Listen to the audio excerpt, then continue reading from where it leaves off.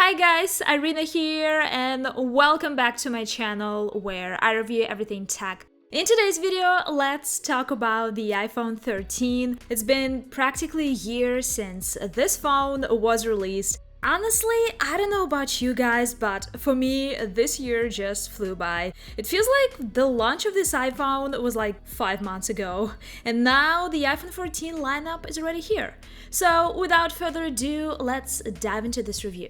First, let's talk about the dimensions of this phone. For some people, the iPhone 13 will always be too small, and for some people, it will be just perfect. And I've always been a fan of larger displays, and I would always prefer the Pro Max size.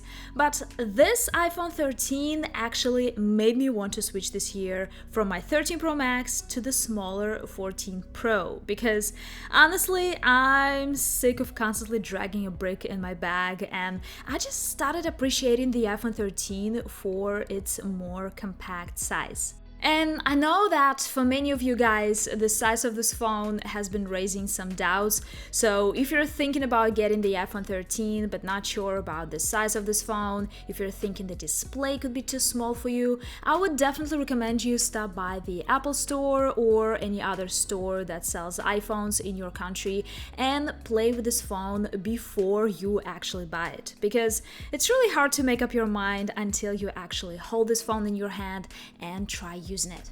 Speaking of the display on the iPhone 13, we have a 6.1-inch OLED display. There is no promotion feature on this phone, so this is a good old 60Hz refresh rate display. And when I switched from my 13 Pro Max with the ProMotion feature with 120Hz to this iPhone 13, yes, I can clearly see the difference in refresh rate. Suddenly, everything seems so jittery on this phone when you're swiping or switching between the apps. But at the same time, when you spend more time with this phone, you stop noticing this difference. Everything seems just fine.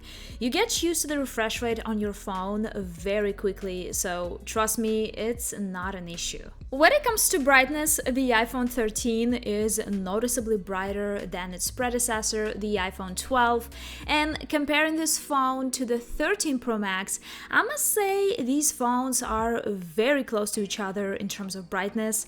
On paper, the 13 Pro Max is slightly brighter than the iPhone 13, but honestly, in the real world, more often than not, this difference is not even noticeable. When it comes to using the iPhone 13 outdoors, I've never had any complaints. I mean, of course, the viewing experience is much worse in harsh sunlight on any phone, but I would say the iPhone 13 is above average when it comes to using this phone outdoors. This phone is very good in terms of sharpness and color accuracy, so I don't think you'll be disappointed with this display if you go for the iPhone 13. Now let's talk about battery life, and right away I'll tell you guys that the battery life on the iPhone 13 has never been an issue. This phone is very reliable when it comes to battery life. It will easily last you through the whole day with moderate use. Most likely you won't even have to charge this phone every day, because most of the time I don't, except for those days when I record a lot of videos with this phone and do some video editing. Speaking of charging, it will take about 1 hour and 50 minutes to charge this phone from 0% to 100 with this Apple 20-watt charger. Of course, this phone supports wireless charging and Magsafe, so all the variety of Magsafe accessories are available for you with the iPhone 13. And speaking of Magsafe accessories, I have something exciting for you. This part of the video is sponsored by lamicall, and here I've got some new accessories for my iPhone. These are Magsafe ring holders, and look how cute they are. They come in different colors, and I got mine in white, green, and blue. I absolutely love that these are Magsafe. No more sticky residue from pop sockets on your phone. You can attach it to your phone whenever you need and easily easily detach it. You can use it with your case on your iPhone, and the case should be Magsafe compatible. But if it's not, no worries. In the box with your ring holder, you get this kit with a magnetic ring that will make your case Magsafe compatible. The ring itself is rotatable, so you could adjust it the way it feels comfortable for you, whether you're taking selfies from different angles or laying with your phone and need some extra grip. The magnet is very strong. It can easily handle my iPhone 13 Pro Max with a case on it. These rings are very lightweight, so they don't add up any significant weight to your phone. I like that you could also use it as a stand. You can adjust the angle the way you like it and watch some videos. Check out the link in the description and don't forget to use the code to get 20% off. Next, let's talk about the camera setup and the camera performance of this phone. We have a dual 12-megapixel camera on the iPhone 13, including the main camera and the ultra-wide camera, and we have a 12-megapixel front camera. Most of the time, I use the iPhone 13 Pro Max as my daily driver, so the majority of my short-form videos for Instagram and YouTube have been recorded with the 13 Pro Max. But I also recorded a lot of videos with my iPhone 13, which I use as an auxiliary phone, because I trust the iPhone 13 as much as my 13 Pro Max. I know that I'll get good quality videos, the exposure, white balance, focus will be just right. And honestly, I can't see any difference between the videos shot on the iPhone 13 and the 13 Pro Max.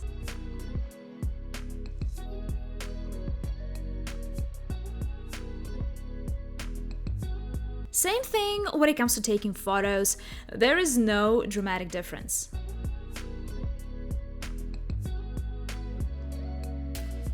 The only disadvantage of the iPhone 13 is that there is no telephoto camera, so you will never get zoomed photos and videos that will look as sharp as the ones taken with the iPhone 13 Pro Max, which has the telephoto camera.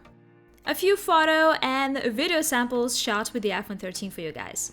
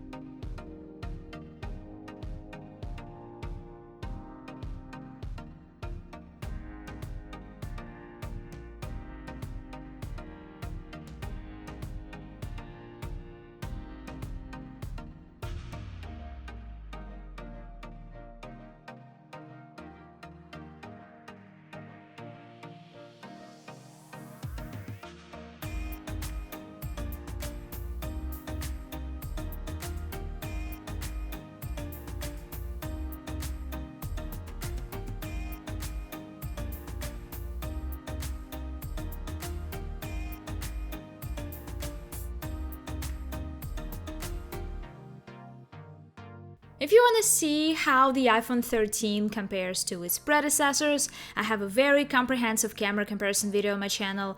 Check it out. Speaking of security features, of course, the iPhone 13 has the Face ID and it never lets me down. It's super intuitive and you don't even think about it.